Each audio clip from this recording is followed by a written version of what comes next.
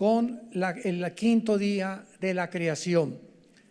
Y dice así el versículo 20 y 21 de Génesis capítulo 1. Dijo Dios: produzcan las aguas seres vivientes y aves que vuelen sobre la tierra en la abierta expansión de los cielos. Quiero, como lo hemos visto anteriormente y en toda esta serie, que observemos y notemos claramente, cuidadosa, minuciosa y detalladamente, porque las palabras en el libro del Génesis, principalmente en los primeros 3 capítulos, ya no restando la importancia a los primeros 2, que es importantísima las palabras originales y la forma en la que el Espíritu Santo nos describe. Noten ustedes, ¿verdad?, que cuando dice la Biblia, dijo Dios, produzcan las aguas, Dios pudo haber dicho que sean los peces, que sean las ballenas, ¿correcto?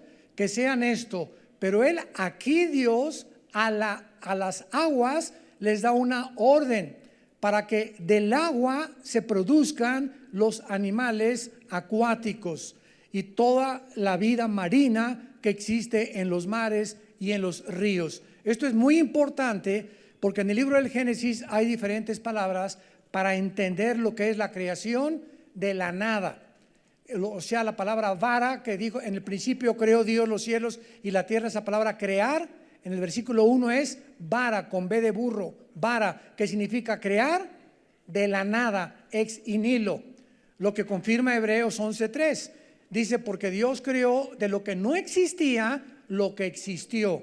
Muy bien, hay otras cosas que Dios no creó de la nada, como las estrellas y como el sol. En los 6 días de la creación ellos ya existían, lo vimos en la clase anterior, porque el sol y las estrellas fueron puestos en movimiento, como dice el versículo 14. Luego dijo Dios, haya lumbreras. Esta palabra es ponerlos en movimiento, o sea, ya existían antes de que comenzara Dios la recreación de los 6 días de 24 horas en los cuales tú y yo actualmente vivimos. Entonces, muy importante. Y ahora claro que la ciencia demuestra, ¿verdad?, que de las aguas provinieron desde luego, como lo vamos a demostrar más adelante a través de la biología, la vida marina.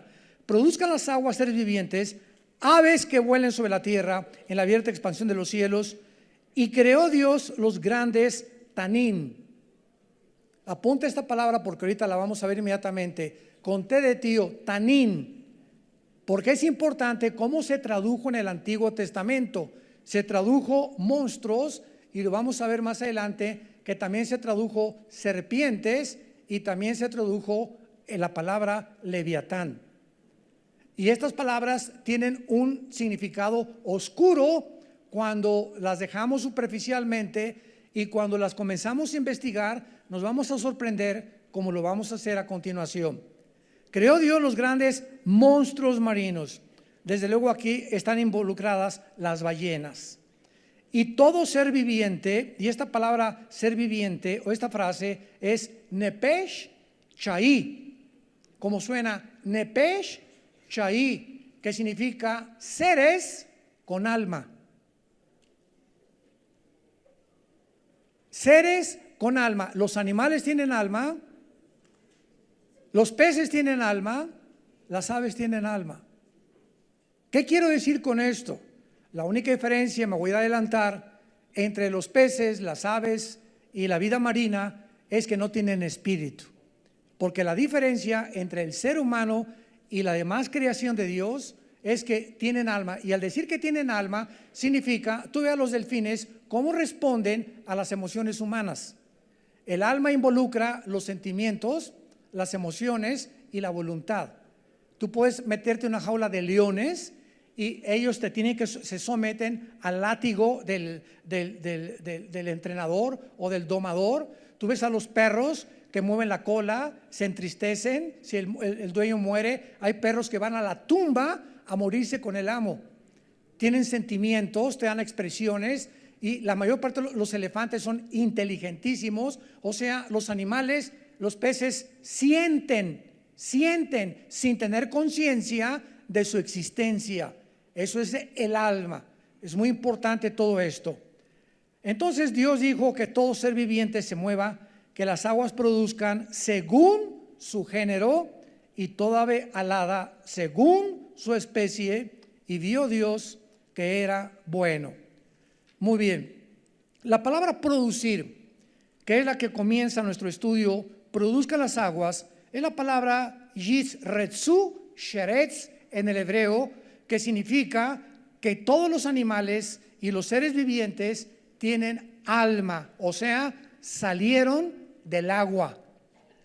La palabra monstruos, tanim, se encuentra varias veces y vamos a abordar inmediatamente esta palabra tan importante y por qué se tradujo, si es el original tamim, por qué se le dio otras connotaciones de acuerdo al contexto donde se escribió. Veamos, por ejemplo, Éxodo capítulo 7, versículos 11 y 12. ¿De qué manera se tradujo aquí la palabra tanim, que aparece como monstruos en Génesis 1, 20 y 21? Dice Éxodo 7, 11 y 12, cuando está Faraón enfrente de Moisés. Entonces llamó también Faraón sabios y hechiceros.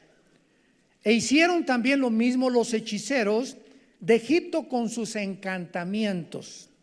Pues echó cada uno su vara, las cuales se convirtieron en tanín. ¿Cómo se tradujo? Culebras. Monstruos, una traducción; culebras, otra traducción. La vara de Aarón devoró las varas de ellos. Vamos a descubrir más adelante que esta palabra tanín, cuando decimos monstruos, estamos hablando de algo, ¿verdad?, aborrecible, abominable, no solamente por el tamaño, sino que se esconde detrás, y la connotación de esta palabra en el original hebreo, algo todavía un poco más oscuro. Sabemos que durante los días de la creación, al final Dios dijo, y vio Dios que todo era bueno, y todo esto se pervierte cuando los primeros padres de nosotros, Adán y Eva, rechazan a Dios y le dicen, no queremos tus leyes, déjanos gobernar a nosotros, déjanos decidir nosotros qué es bueno y qué es malo, participando del árbol del conocimiento del bien y del mal. Cuando Dios le dijo a Adán y Eva, no comas de ese árbol, porque en ese momento vas a morir.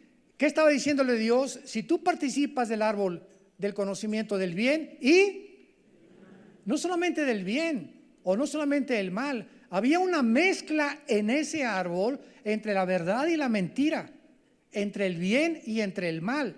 Y esto es muy interesante, porque en ese momento Dios le estaba diciendo, si ustedes comen de ese árbol, ustedes van a comenzar a decidir ustedes qué es el bien y qué es el mal. Y no quiero que ustedes determinen qué es bueno y qué es malo. Yo soy, dice Dios, el que determino qué es bueno y qué es malo. Vayamos ahora al libro de Job capítulo 7. Seguimos viendo cómo se traduce la palabra tamim. Esto es interesantísimo y por qué se tradujo de esta manera, y lo vamos a ver al final. Dice en Job capítulo 7, versículo 12, y dice así: ¿soy yo el mar o un tamín? ¿Cómo se tradujo aquí? En la Reina Valera 1960, que es la que uso yo, se tradujo monstruo. ¿Soy yo el mar o un monstruo marino para que me pongas guarda?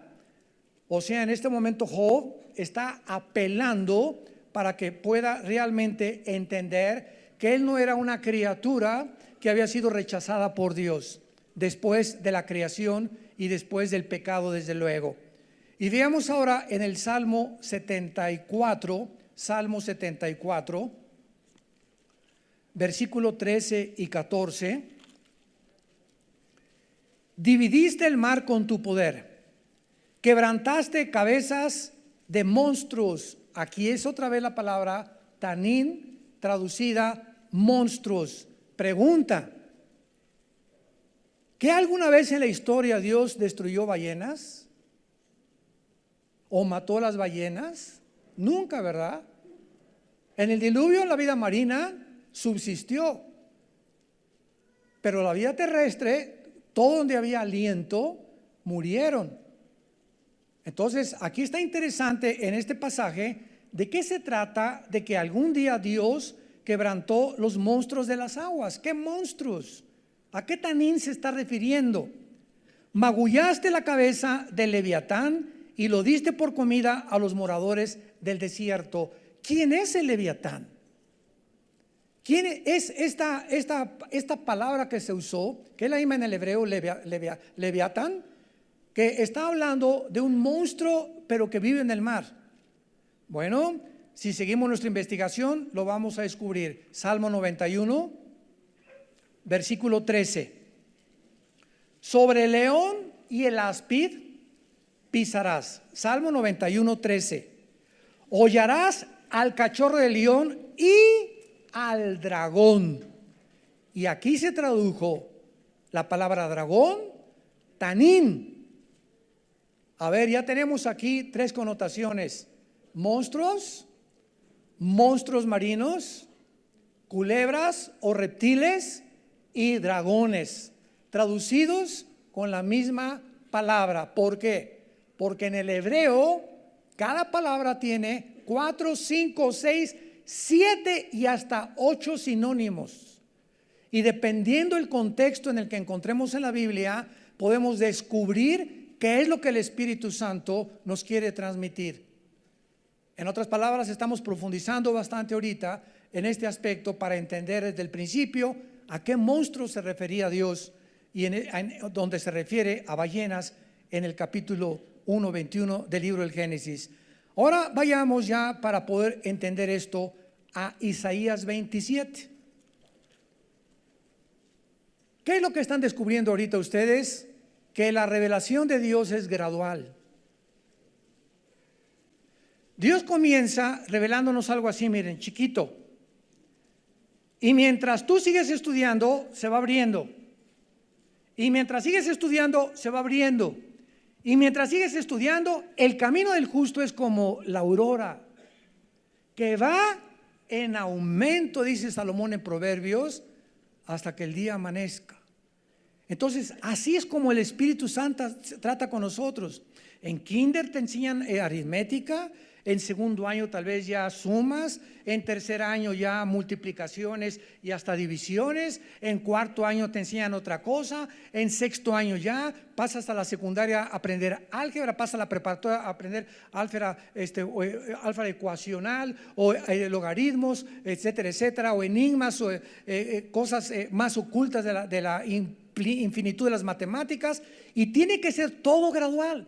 Llegas a una clase de japonés, esta es la A, la B, la C, y todo es conforme vayamos nosotros aplicándonos al estudio de la materia que queremos nosotros aprender. Así es la Biblia.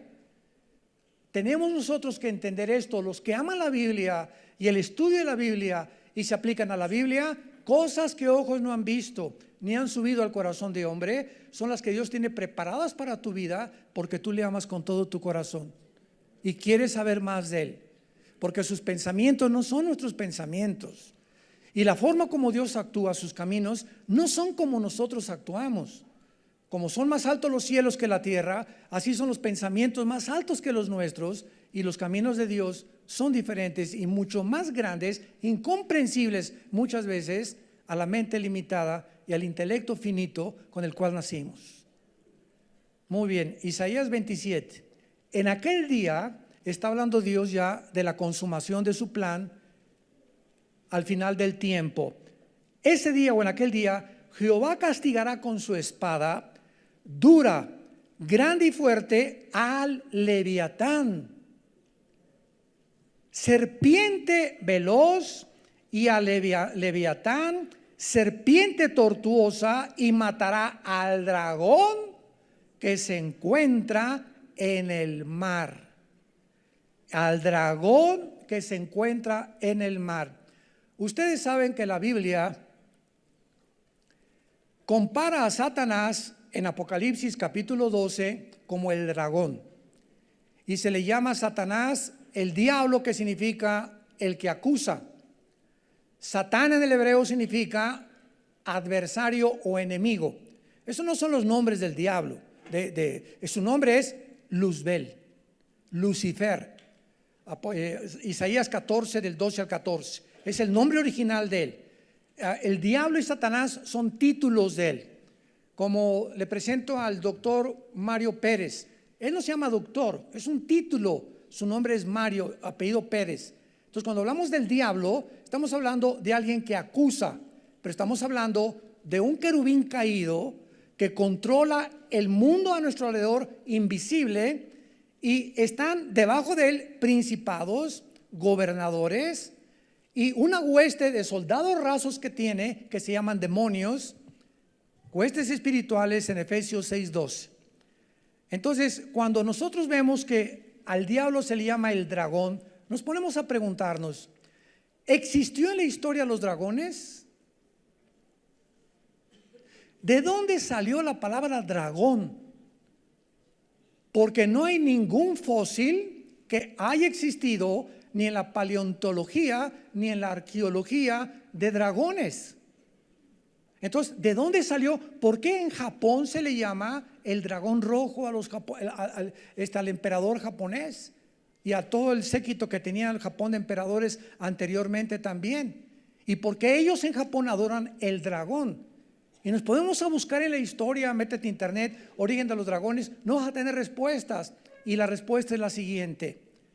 Cuando en Génesis capítulo 3, la Biblia dice, y la serpiente, que era la más astuta de todos los Behemá, o sea, de todos los animales que Dios había creado, vemos nosotros que esta supuesta serpiente no podía ser un animal común y corriente por lo siguiente. Los animales que Dios creó, el que tú me quieras mencionar, borrego, león, jirafa, ballena, en el mar, en las aves, ningún animal tiene conciencia de Dios. Nunca encontrarás un grupo de conejitos, te alabaré, ¿verdad? Menos de changos, ni muchos de los parientes que usted dice que vienen del chango de chita, tampoco, ¿verdad?, que hayan adorado a Dios. No hay conciencia de Dios más que en el ser humano. Es lo que significa a su imagen y semejanza. Muy bien. Entonces, cuando la Biblia dice en Génesis 3:1 que la serpiente era más astuta, ¿cómo sabemos que no era un animal ni era una serpiente? Porque cuando se acerca a la mujer, él le dice, la serpiente, a Eva, serás como Dios. Los animales no tienen conciencia de Dios. Entonces, esto no era una serpiente común y corriente. Tenía un conocimiento que ningún animal creado tuvo jamás. Entonces, aquí hay un misterio escondido detrás de esa serpiente en Génesis capítulo 3. ¿Quién era realmente esa serpiente? Y la Biblia nos los dice, ¿verdad? Después en el Apocalipsis 12, la serpiente antigua, el diablo, el Satanás, el dragón que engaña al mundo entero. Apocalipsis 12:8. Entonces la Biblia nos va revelando poco a poco quién se encuentra detrás de todo. ¿Quién era esa serpiente en el jardín del Edén? Era Satanás. Tal vez escondido detrás de un reptil, pero no era un reptil por la forma en la que hablaba, se expresaba y caminaba, convencía y tenía conciencia de la divinidad. Entonces aquí no hay ninguna duda de que no era una serpiente común y corriente, simplemente que hablaba. Muy bien. Esta palabra que se usa en Génesis 3:1 no es la palabra que se usa para los reptiles comunes y corrientes que se usa después en la Biblia. La palabra que se usa en Génesis 3:1 es Hashash. Hashash. Y Hashash era el más astuto de todas las serpientes que hay en el huerto del Edén. Y esa palabra significa ser luminoso. Ya nos vamos acercando un poquito más. Y cuando encontramos en Isaías 27 que hay 3 sinónimos para Satanás, se le llama el Leviatán, se le llama una serpiente veloz y se le llama serpiente tortuosa, junto con la palabra dragón, que vive en el mar. Y esto es importantísimo, interesantísimo, porque un dragón, escúchame con cuidado, un dragón es una culebra con patas y con alas. Godzilla. Godzilla es exactamente la representación de lo que es un dragón. Es una serpiente con patas y con alas y que vuela. Y entonces el Espíritu Santo usa aquí estas palabras, Leviatán, porque siempre se le asocia con el mar.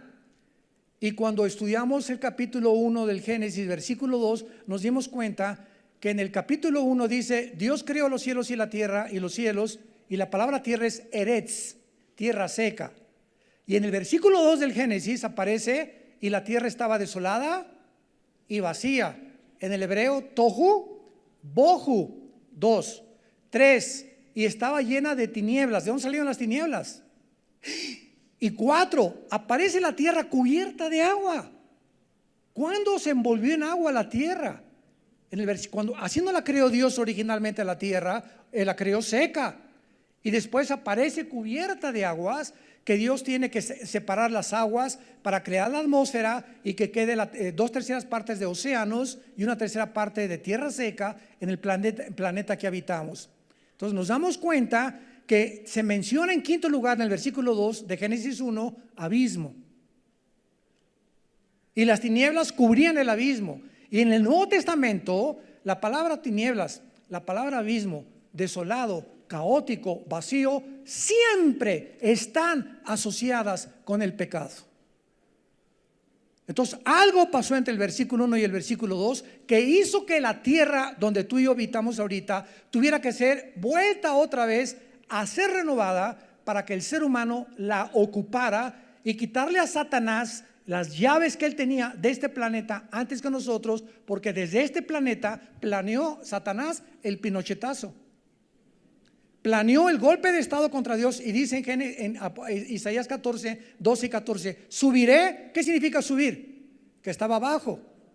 ¿Y de dónde estaba? Lo dice ahí, subiré más allá de las estrellas y los cielos. Las estrellas, el sol y la luna existían antes de Génesis capítulo 1. En Génesis capítulo 1 simplemente Dios los puso en movimiento, pero el universo fue paralizado con la rebelión satánica de los ángeles contra Dios. Aquí en la tierra comenzaron a habitar y aquí comenzaron la raza preadámica antes que nosotros. Dios tuvo que juzgar el mundo y renovarlo en el versículo 3 del libro del Génesis, cuando Dios dice que sea la luz. ¿Por qué la luz? Porque antes estaba el universo envuelto en tinieblas y Dios dice en 1 Juan capítulo 1, es luz y ningunas tinieblas hay en él. ¿Ven cómo precepto sobre precepto, línea sobre línea, comparando la suma de tus palabras, dice el Salmo 119, es la verdad, comparando versículo con versículo y dentro de un contexto tenemos y podemos armar una buena y sana doctrina. ¿De dónde vienen los grupos de los cultos y las sectas? De que realmente tienes más evidencias que ellos para demostrar que lo que están hablando son incoherencias o sacadas fuera de contexto. ¿Ven por qué tenemos que defender la Biblia? ¿Por qué tenemos que presentar con mansedumbre la esperanza que hay en nosotros? Porque para eso somos estudiantes de la palabra de Dios y ahorita el siglo XXI requiere de este tipo de cristianos. No salen de, ¿puede el cristiano tener tatuajes? ¿Puede el cristiano usar falda? ¿Puede el cristiano tomar vino? ¿Puede el cristiano dejarse el pelo largo? ¿Puede el cristiano usar chones? Por el amor de Dios. Ya salgamos, ¿verdad? Dios mío santo, Jesús, María y José y el burrito que los acompaña. Muy bien, vemos entonces que detrás de todo esto, en el fondo del mar se encuentra el abismo. En el fondo del mar se encuentra el abismo. Y el abismo, de acuerdo a los evangelios, por palabras de Jesucristo, es la prisión no de los seres humanos, no de los ángeles, hasta después lo va a hacer en Apocalipsis 9. La prisión del abismo es la prisión de los demonios. Ahora, los demonios son criaturas que es otro misterio en la Biblia.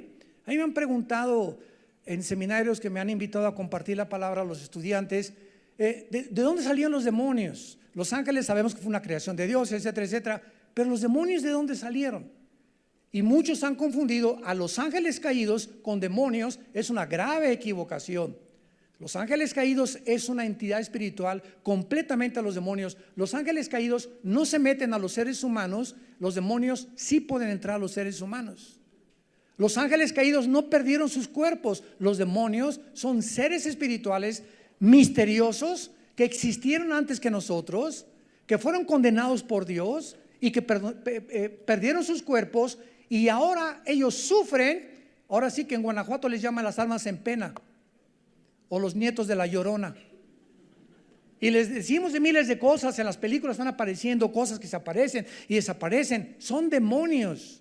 El delirium tremens de los alcohólicos no es delirium tremens, son demonios que se les aparecen verdaderamente como monstruos.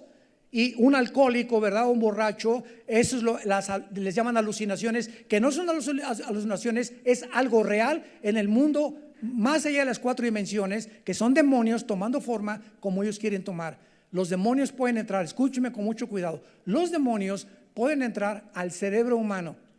Y el conocimiento que los neurólogos tienen ahorita del cerebro, que es la neurología, lo que estudia el cerebro y su comportamiento, los demonios pueden, cada una de las neuronas, de las millones de neuronas que tenemos aquí, que es como un árbol dentro de nosotros, los demonios pueden desconectar una neurona de otra neurona y comenzar a robarle la identidad a un ser humano y hacerlo pensar que no es un hombre o que no es una mujer, o volverte loco, o provocarte ideas de suicidio, o provocarte ideas de adicciones, y pueden manipular de tal manera la mente que cuando nos convertimos, descubrimos en Romanos capítulo 12 versículo 2 que nuestra misión como cristianos es renovar nuestra mente, porque es el campo de batalla entre el bien y entre el mal. Aquí en tu cerebro se encuentra el campo de batalla entre el bien y entre el mal. Aquí se libra la guerra del cristiano, aquí en la mente. Y esto es lo que tenemos que transformar por medio de la renovación de la palabra de Dios. Y esto es lo que hace que cambie nuestra manera de pensar y que cambie tu persona y que te quite lo macho camacho y que te quite la dictadura en tu casa y el matriarcado en tu casa, que te quite las adicciones del sexo, de las drogas, de la homosexualidad y todas las malinformación y deformaciones que la identidad del ser humano ha perdido por las telenovelas, por las películas, por las revistas, por la presión de los medios de comunicación. Y venimos a la Biblia y Dios quiere volver otra vez a renovar y a restaurar lo que Él quiere que seamos para Él, santos en toda nuestra manera de vivir, porque la única manera es ser feliz. Es imposible viviendo en pecado, imposible ser feliz.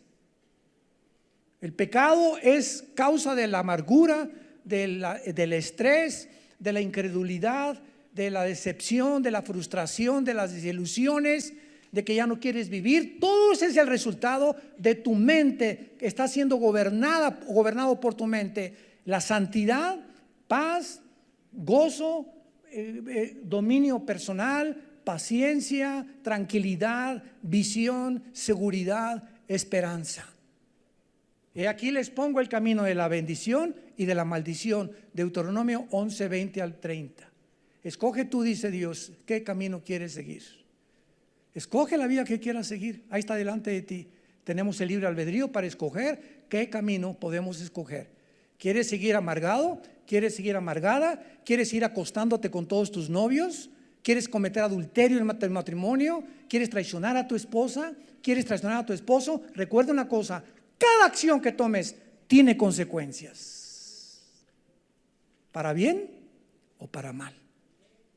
Tú decides aquí qué acción y qué decisión vas a tomar. ¿Voy a ser fiel a mi esposa? ¿Me voy a mantener virgen hasta el día de mi matrimonio?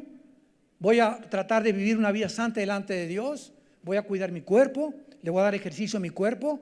Por lo menos 3 litros de agua diarios. Quiero mi cuerpo quiero conocer a mis nietos, que crezcan y todo. Tenemos nosotros la decisión de vivir como querramos vivir. Y de las consecuencias que se derivan de nuestras acciones, somos agentes morales responsables. Muy bien. La teoría de la evolución enseña, ¿verdad?, que la primera vida animal en los océanos fue algo parecido a una amiba. Es lo que enseña la teoría de la evolución y los maestros de tu escuela.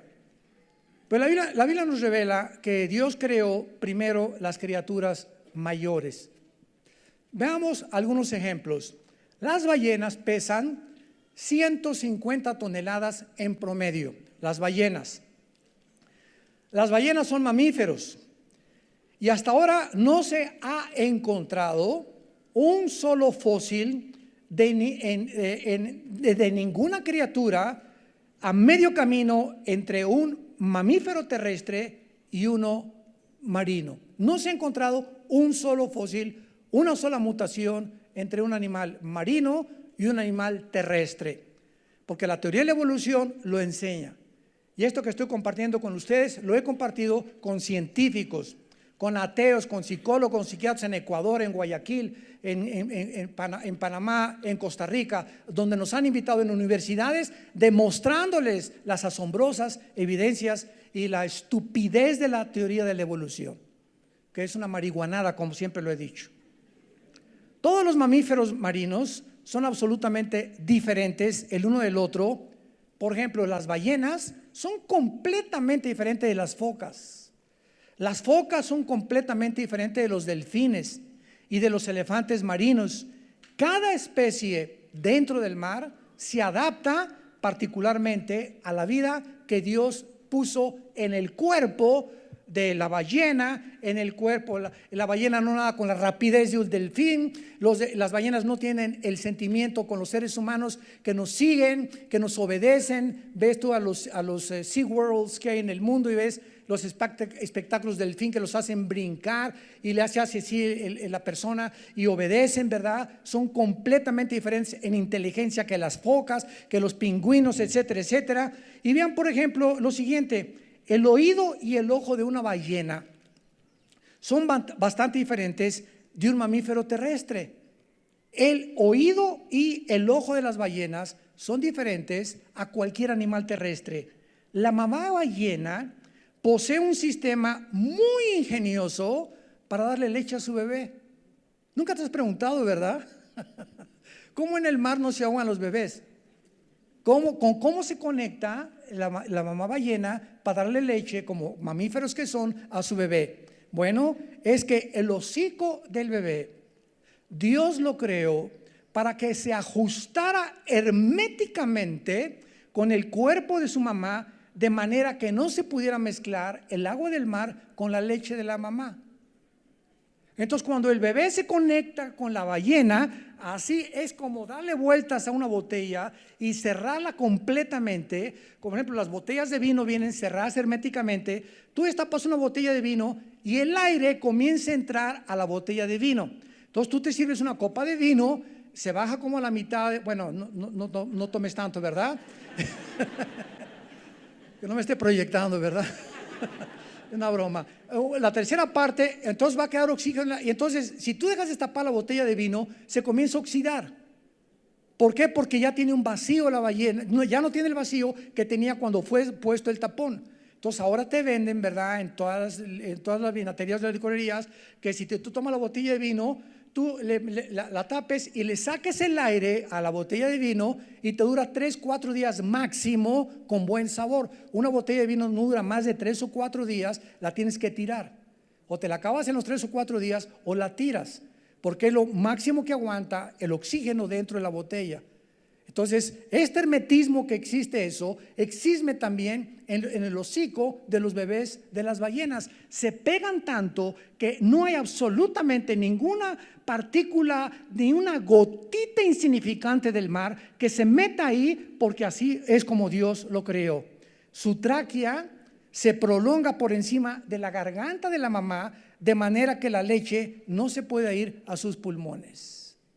Este sistema de la ballena no lo tienen las focas, no lo tienen los pingüinos, no lo tienen los mamíferos terrestres, no lo tienen los canguros, no lo tiene ningún animal fuera de la ballena que Dios creó.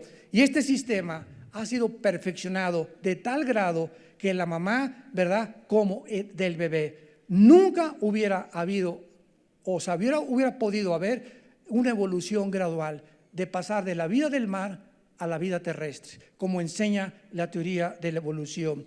Veamos algunos ejemplos de la variedad de la vida marina. Existen 100,000 especies de molúsculos vivos.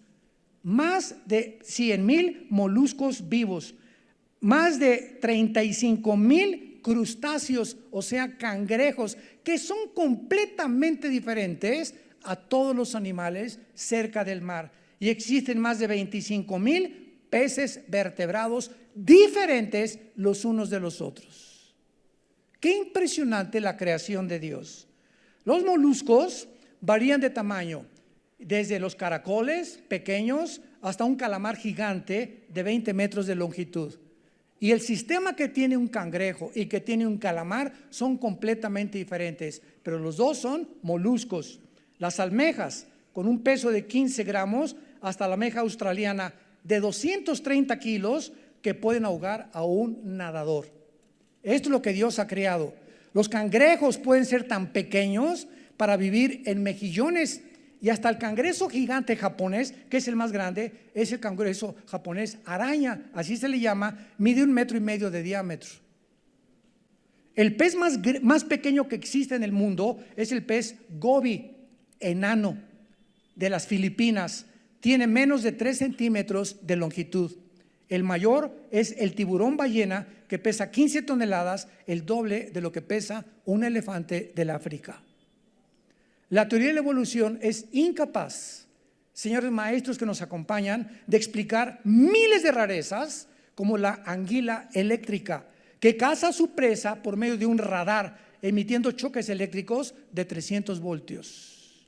No lo tiene nadie más que para su subsistencia y sobrevivencia la anguila eléctrica. El caballito del mar, el macho, pone 200 huevos en su bolsa. Un caballito del mar, ninguna otra especie lo hace. El cangrejo ermitaño sube a las palmeras con sus pinzas, abre un agujero en los cocos, los golpea y con otras pinzas especiales saca la carne del coco. Así lo diseñó Dios. Si no tuviera estos dos tipos de pinzas, se moriría de hambre. Pero como se sube a las palmeras, tendría que tener la forma de sobrevivir a través de los cocos, con una especie de pinzas especiales que no son pinzas inglesas, y con las que puede él sobrevivir. El sonar del delfín, el radar de los delfines, para detectar cualquier obstáculo en su camino, y su increíble amistad con los seres humanos. No las tiene las ballenas, ni las focas, ni los pingüinos, ni ninguna otra rareza en el mundo marino. El pez mugil en las playas de California pone sus huevos en la tierra cuando la marea es alta durante la noche en una luna llena.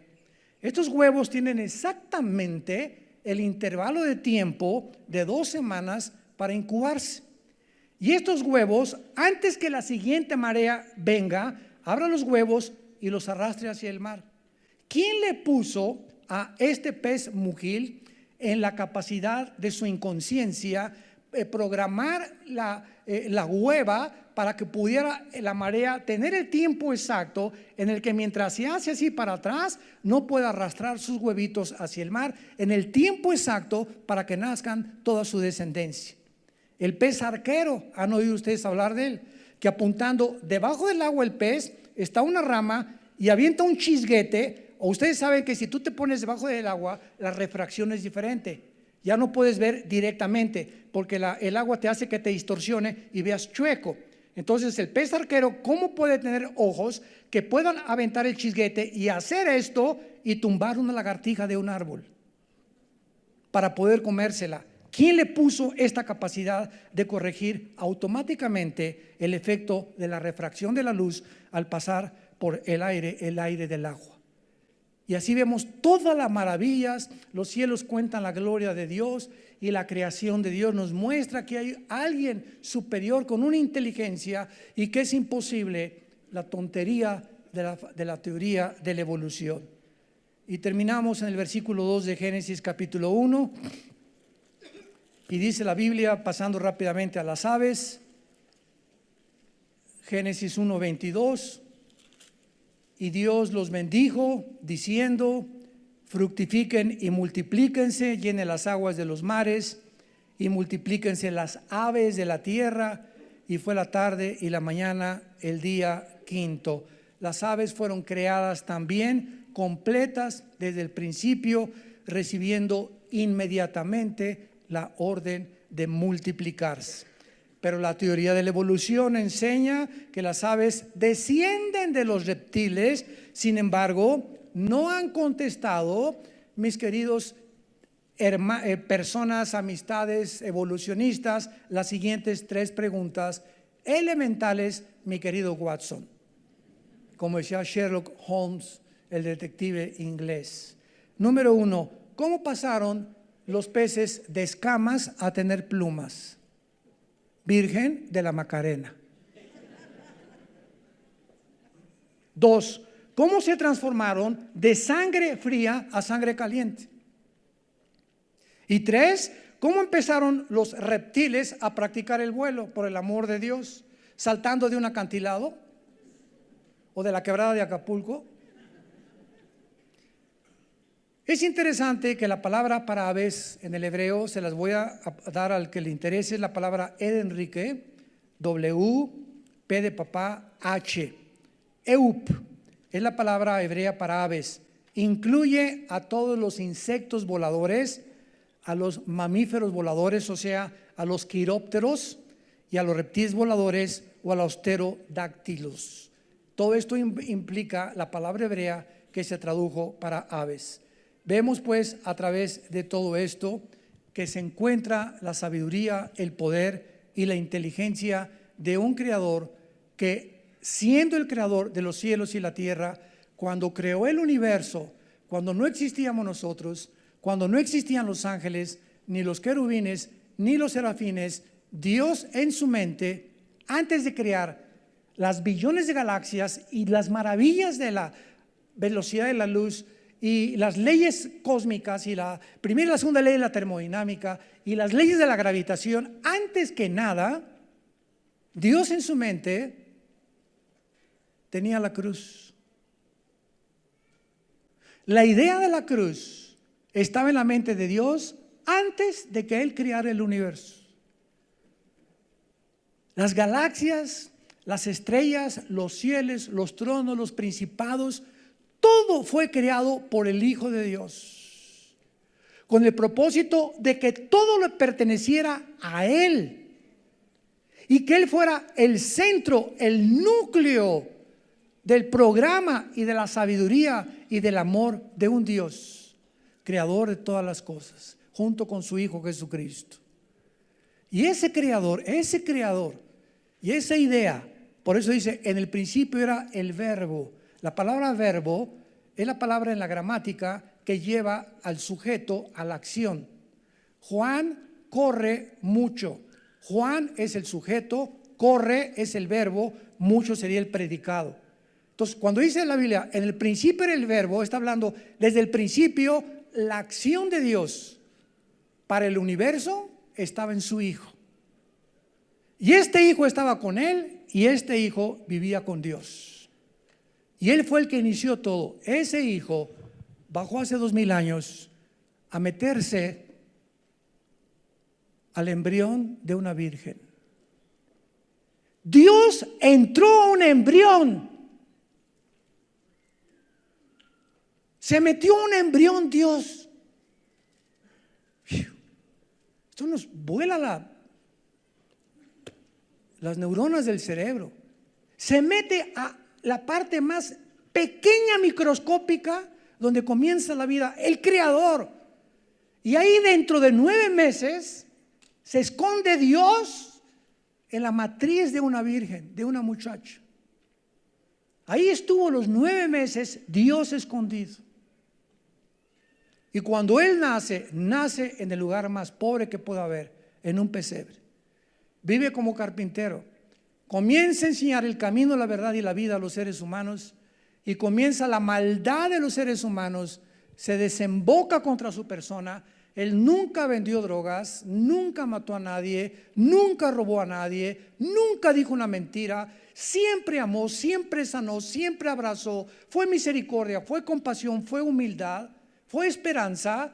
Y los seres humanos agarramos a ese hombre que era el epíteto y era el simbolismo de todo lo que acabo de mencionar, y lo colgamos en una cruz y le gritamos que era un criminal sin serlo, es juzgado como un criminal injustamente, y Él desde esa cruz nos dice que nos ama.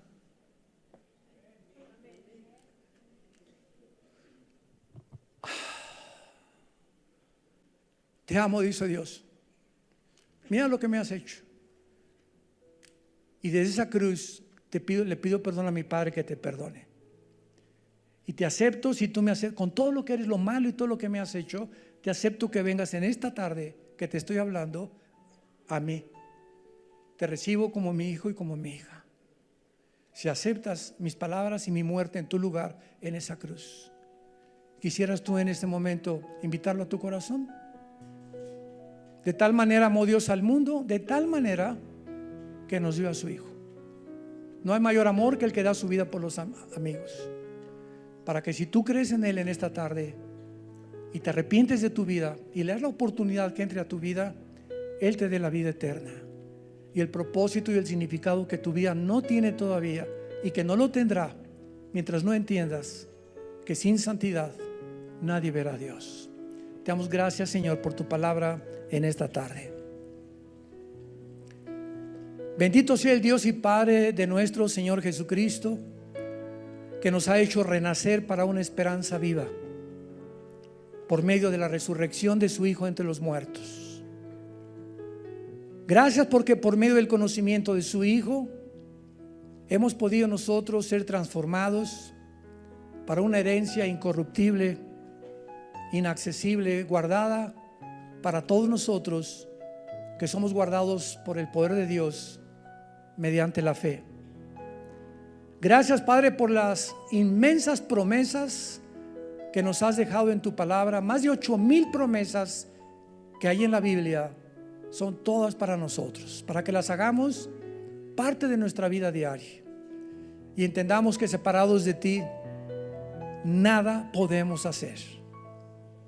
Dile a Jesús en este momento que Él te está tocando a las puertas de tu corazón. Si no lo has recibido, Señor Jesús, te pido perdón por mis pecados. Creo que en esa cruz pagaste con tu vida, con tu sangre, por todo lo que yo he hecho en mi pasado. Reconozco que no merezco tan grande salvación y que no tengo el poder de cambiar si tú no entras primero a mi vida y me das el poder de poder cambiarme en otra persona, la persona que tú quieres que yo sea. Creo que a los 3 días te levantaste de la tumba y te invito en este instante como mi Señor y mi Salvador. Gracias por darme hoy la vida eterna, el perdón de mi vida y aceptarme como tu hijo y como tu hija en la familia de Dios. En Cristo Jesús. Amén. Gracias a Dios por este libro maravilloso. Gracias a Dios por la Biblia. Gracias por la Biblia, Señor. Gracias, Padre. Nos ponemos de pie para recibir la bendición pastoral.